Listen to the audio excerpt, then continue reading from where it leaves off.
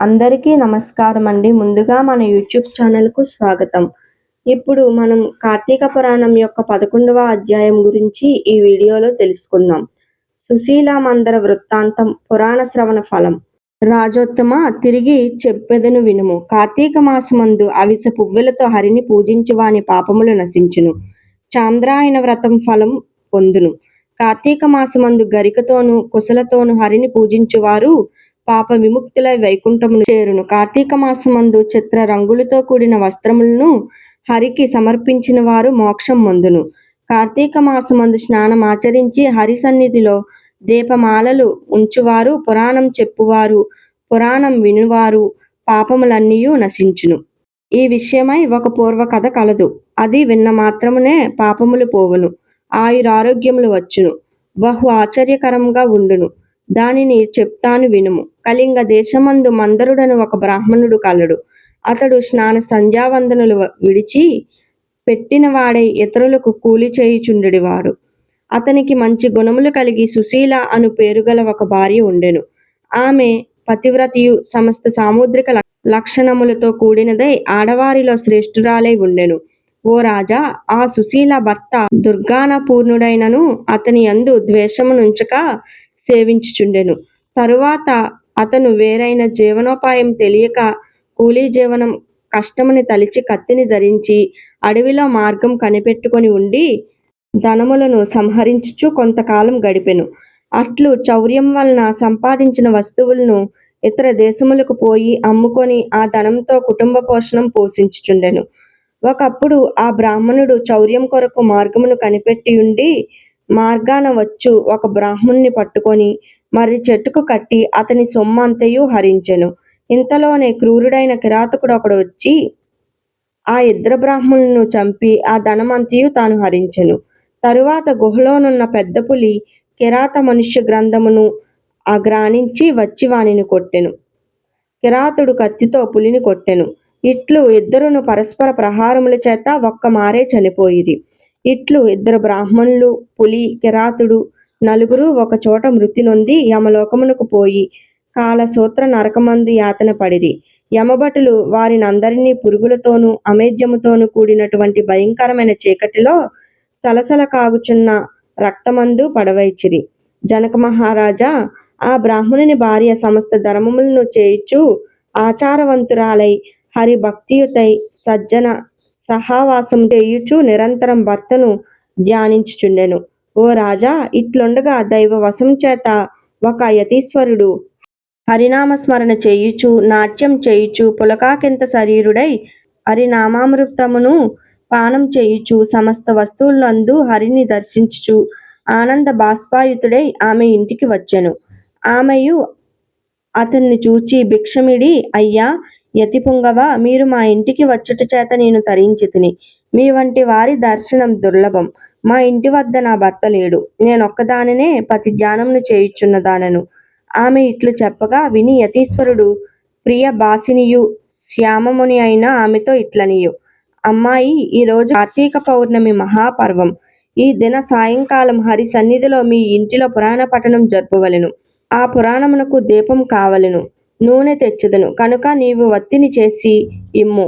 శ్యామ అనగా యౌవనవతి అని అర్థం. యతీశ్వరుడు ఇట్లు చెప్పగా ఆ చిన్నది విని సంతోషంతో గోమయం తెచ్చి ఆ ఇల్లు చక్కగా అలికి అందు 5 రంగులతో ముగ్గులు పెట్టి పిమ్మట దూదిని పరిశుద్ధియు చేసిందై ఆ దూదిచే 2 వత్తులను చేసి నూనెతో యతీశ్వరుని వద్ద దీపం వెలిగించి స్వామికి సమర్పించెను. ఆ చిన్నది దీపపాత్రను వత్తిని తాను ఇచ్చినందుకు యతీశ్వరుడు చాలా సంతోషించి దీపమును వెలిగించెను. యతియు ఆ దీపమందు హరిని భుజించి మనశ్శుద్ధి కొరకై పురాణ పఠనం ప్రారంభించెను. ఆమెయు ప్రతి ఇంటికి పోయి పురాణ శ్రవణముకు రండని చాలా మందిని పిలుచుకొని వచ్చి వారితో సహా ఏకాగ్రత మనసుతో పురాణం వినెను. తరువాత యతీశ్వరుడు యథేచ్ఛగా పోయెను. కొంతకాలమునకు హరిధ్యానం చేత జ్ఞానమును సంపాదించుకొని ఆమె మృతి చెందెను. అంతలో శంఖ చక్రాంకితులను చతుర్బాహులను పద్మాక్షులను పీతాంబరదారులైనను విష్ణుదూతలు దేవతల తోటలో ఉన్న పుష్పములతో ముత్యాలతో పగడములతో రచించిన మాలికలతోనూ వస్త్రములతోనూ ఆభరణములతోనూ అలంకరించబడిన విమానమును తీసుకొచ్చి సూర్యుడి వలె ప్రకాశించడి ఆ విమానమందు ఆమెను ఎక్కించి జయ జయ ధ్వనులతో కరతాళములు చేయుచు చాలా మంది వెంట రాగా వైకుంఠమునకు చేరెను.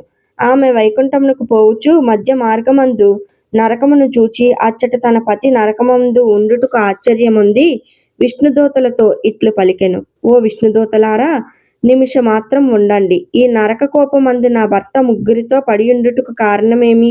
ఈ విషయమునకు నాకు చెప్పుము. ఈయన నీ భర్త. ఈయన కూలి చేసియు దొంగతనము చేసియు పరాధనం అపహరణం చేసినారు. వేదోక్తమైన ఆచర్యమును వదిలి దుర్మార్గమందు చేరినారు. అందువల్ల ఈయన నరకమందు ఉన్నారు. ఈ రెండవ బ్రాహ్మణుడు మిత్రద్రోహి, మహాపాతకుడు. ఇతను బాల్యం నుండి మిత్రుడై ఉన్న వానిని ఒకరిని చంపి వాని ధనం అపహరించి ఇతర దేశమునకు పోవుచున్నంతలోనే నీ భర్త చేత హతుడాయెను. అట్టి పాపాత్ముడకు కనుక ఇతను నరకమందు బడియున్నాడు. ఈ మూడవ వారు కిరాతుడు. ఈయన నీ భర్తను ఈ బ్రాహ్మణుని ఇద్దరిని చంపినారు. అందుచేత ఇతను నరకమందుండెను. ఈ నాలుగవ వాడు పులి. ఈ పులి పూర్వమందు ద్రావిడ బ్రాహ్మణుడు. ఇతడు ద్వాదశి నాడు భక్ష్యాభక్ష విచారణ చెయ్యక నూనెతో చేసిన వంటకములను భుజించినారు. అందుచేత ఇతను నరకమందున్నారు. ఇట్లు నలుగురు నరకమందు యాతనలను పొందుచున్నారు. ద్వాదశి నాడు నెయ్యి వాడవలెను, నూనె వాడకూడదు. విష్ణుదూతలు ఇట్లు చెప్పగా విని ఆమె, అయ్యలారా, ఏ పుణ్యము చేత వీరు నరకము నుండి విముక్తులగుదురని అడిగెను. ఆ మాట విని దూతలిట్లనిరి, అమ్మా, కార్తీక మాసమందు నీ చేత చెయ్యబడిన పుణ్యమందు పురాణ శ్రవణ ఫలమును నీ భర్తకిమ్ము. దానితో ఈయన ముక్తుడగును.